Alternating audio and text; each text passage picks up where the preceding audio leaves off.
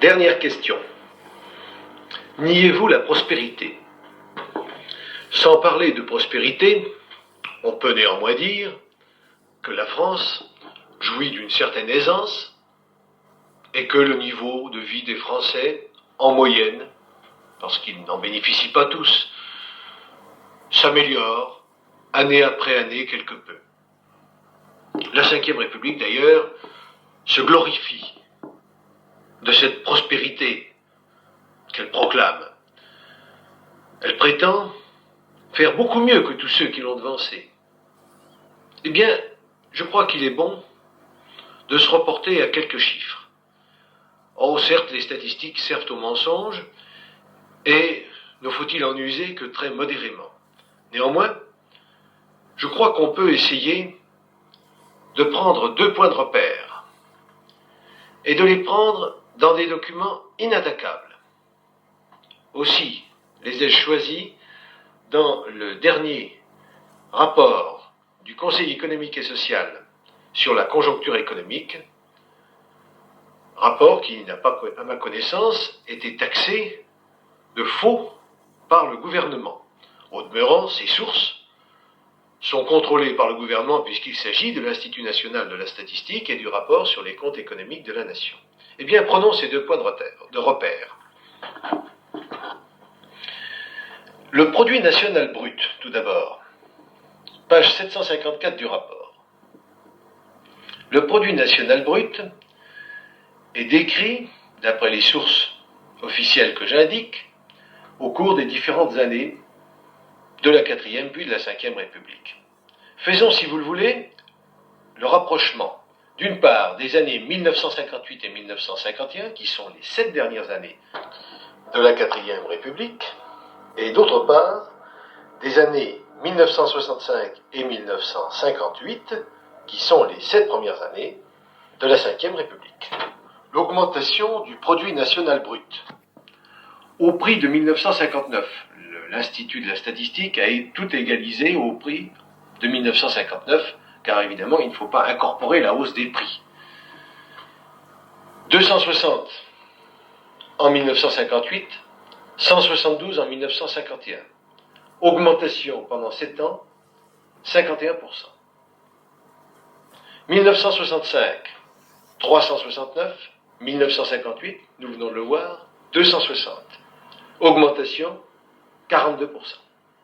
Ainsi, le produit national brut a moins augmenté de 1958 à 1965 qu'il n'avait augmenté de 1951 à 1958, en pourcentage évidemment, car il est évident qu'une augmentation de 2% portant sur un revenu atteignant déjà plusieurs centaines de milliards de francs nouveaux est plus importante que si cette augmentation porte sur moins de 100 milliards. Ce sont précisément les progrès réalisés au cours de la reconstruction du pays entre 1946 et 1958 qui ont permis à la Ve République de bénéficier d'une base de départ très favorable pour le développement de la production nationale. Passons maintenant au problème des prix, car c'est là aussi une des antiennes que l'on entend habituellement. Nous avons stabilisé, nous avons jugulé la hausse des prix, la 4e République avait laissé les prix tomber bien bas. Eh bien, où en est-on? Reprenons là aussi les chiffres du rapport du Conseil économique. Page 745 cette fois-ci, indice de l'INSEE, coût de la vie. Si nous prenons l'indice d'ensemble des prix à la consommation familiale à Paris, sur la base 1949 égale 100, nous constatons que de 1958 à 1951, la hausse des prix a été de 34,1% en 7 ans. De 1965 à 1958, elle a été de 32,4%. Avantage donc de 1,7% exactement sur 7 ans à la Ve République. Voilà la stabilité des prix. La force de la Ve République est d'avoir réussi, à peu près, à faire croire aux Français que, à elle seule était due la certaine prospérité dont bénéficie actuellement la France, de faire croire qu'elle seule avait su juguler la hausse des prix. Tout cela, le président de la République le répète dans tous ses discours, comme le Premier ministre. C'est la méthode Coué, bien connue, qui consiste à frapper sur un clou pour le faire entrer. Or, tout cela, nous venons de le voir, ce sont des faux mythes. Il faudrait sans doute différencier les jugements. Il faudrait parler de l'évolution des revenus agricoles, qui est évidemment assez défavorable aux agriculteurs. Il faudrait parler du problème du logement. Il faudrait parler de l'accroissement des disparités entre les Français qui ont le plus de ressources et ceux qui en ont le moins. Il faudrait parler de la politique fiscale en général. Mais tout cela s'efface derrière les deux grandes constatations que nous venons de faire. En fait, si le gouvernement, si le régime avait au moins la modestie de dire « Nous n'arrivons pas à faire très bien, mais nous faisons du mieux que nous pouvons, avec des imperfections. Nous essayons de faire mieux que nos prédécesseurs. » Eh bien, je crois que la réponse pourrait être de dire effectivement, vous avez certaines réussites à votre actif, vous avez des échecs dans l'éducation nationale, dans le logement en particulier, mais sur le plan du niveau de vie en général, vous avez réussi à maintenir en gros une progression qui avait été obtenue antérieurement par d'autres moyens. Au lieu de cela, à quoi assistons-nous? Nous assistons à une autosatisfaction permanente, générale, absolue, à un mépris de tout ce qui a précédé, tel que nous ne pouvons pas souscrire à ces jugements. Et c'est en cela aussi que le Centre démocrate se différencie des tenants de l'UNR. Nous ne considérons pas que rien n'a été fait avant l'UNR, et lorsque nous aurons remplacé l'UNR, nous dirons bien volontiers que la première forme de la Ve République, sa forme ultra-gaulliste, a donné quelques résultats. Et d'ailleurs, dans certains cas, ces résultats ont été obtenus avec des ministres appartenant aujourd'hui au Centre démocrate. Nous accepterons donc l'héritage qui nous sera donné, mais nous ne formulerons pas sur lui un jugement tellement plus favorable que celui que nous formulerons sur le régime, heureusement aboli à cause de ses faiblesses politiques, qui l'avait précédé. Je crois que c'est cela que l'on peut dire pour répondre à cette gigantesque intoxication de l'opinion publique qui se pratique quotidiennement par distillation des nouvelles à la télévision ou à la radio, par les discours ministériels. On finit par oublier que le progrès n'est pas l'apanage d'un régime ni d'un gouvernement, que tout le monde a concouru à faire progresser la France depuis 1945, avec plus ou moins de succès, avec parfois des échecs, mais que, petit à petit, après des crises, la France progresse et continuera à progresser. Lorsque le Centre démocrate sera gouvernant à son tour, eh bien, il n'hésitera pas à reconnaître honnêtement ce que la Ve République, dans ses débuts, dans sa phase gaulliste, à laquelle d'ailleurs certains de ses membres auront participé, ce que la Ve République donc aura apporté au progrès général, à la construction de la Maison France. Le général de Gaulle pense sans doute, comme Machiavel, qu'il n'est pas de bonne politique sans une grande ingratitude. Eh bien, nous ne sommes pas de cet avis. Au Centre démocrate, nous pensons que l'honnêteté finira par triompher. Pour conclure, je crois qu'il vaut mieux passer la parole à Kathleen Ferrier dans la Passion selon saint Matthieu.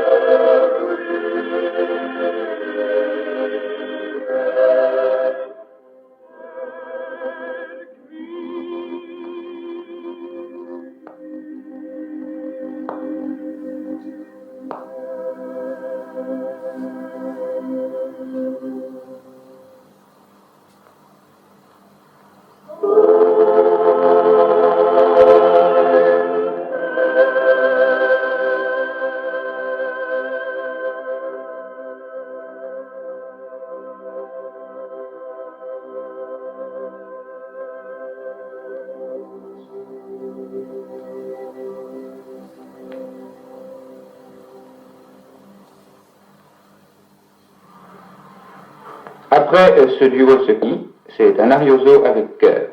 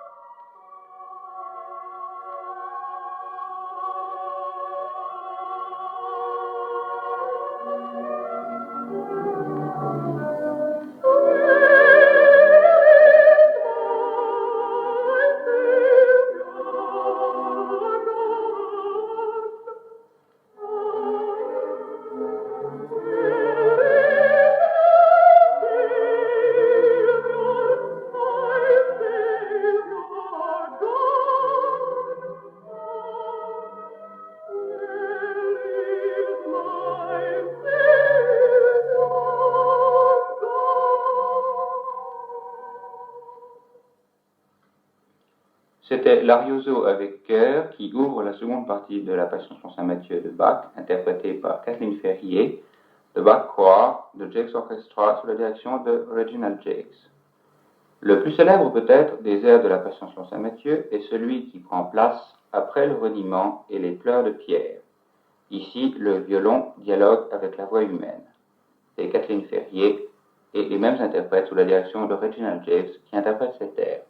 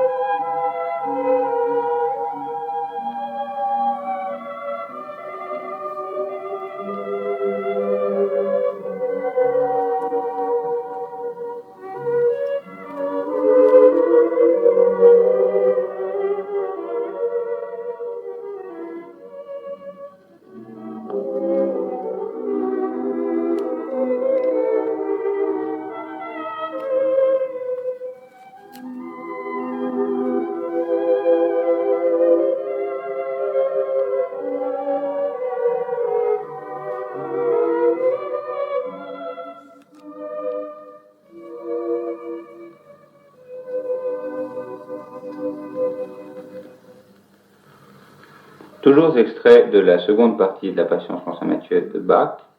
Voici maintenant les deux